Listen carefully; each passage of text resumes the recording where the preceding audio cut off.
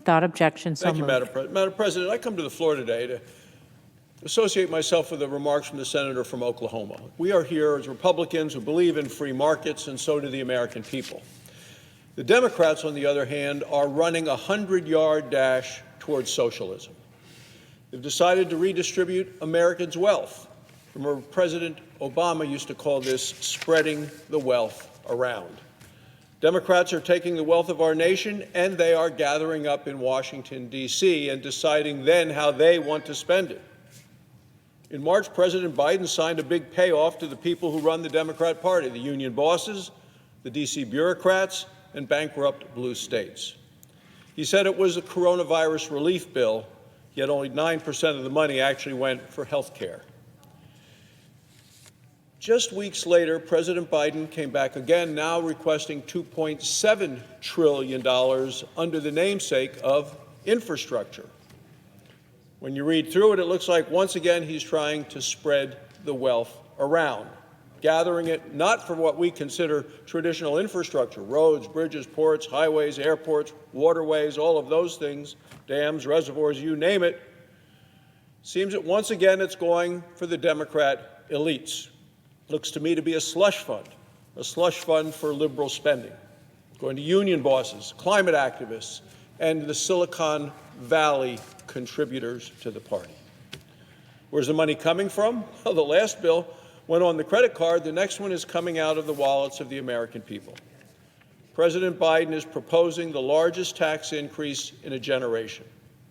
Working families and small businesses are going to be on the hook.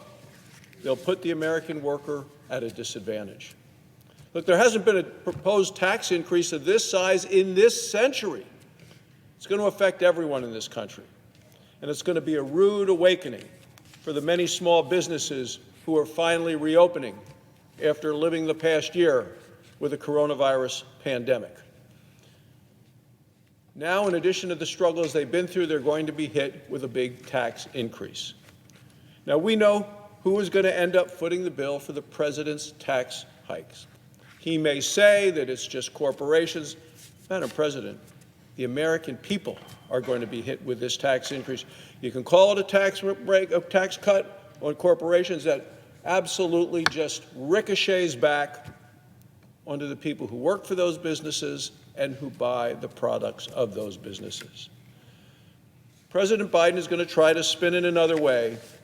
The highest costs of all of this are going to be borne by American families. Higher taxes, of course, mean fewer jobs. One estimate says that the bill is going to kill 1 million jobs. These aren't CEO jobs. These are middle-class jobs. These are the jobs of hardworking families in my state of Wyoming and states all around the country. Prices across the country are already going up under President Biden.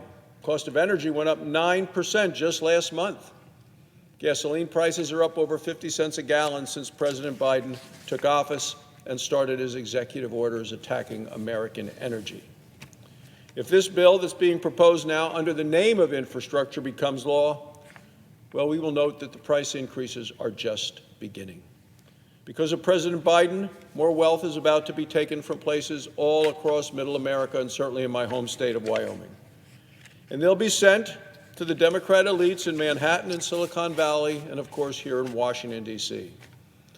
Democrats are focused on redistributing our wealth.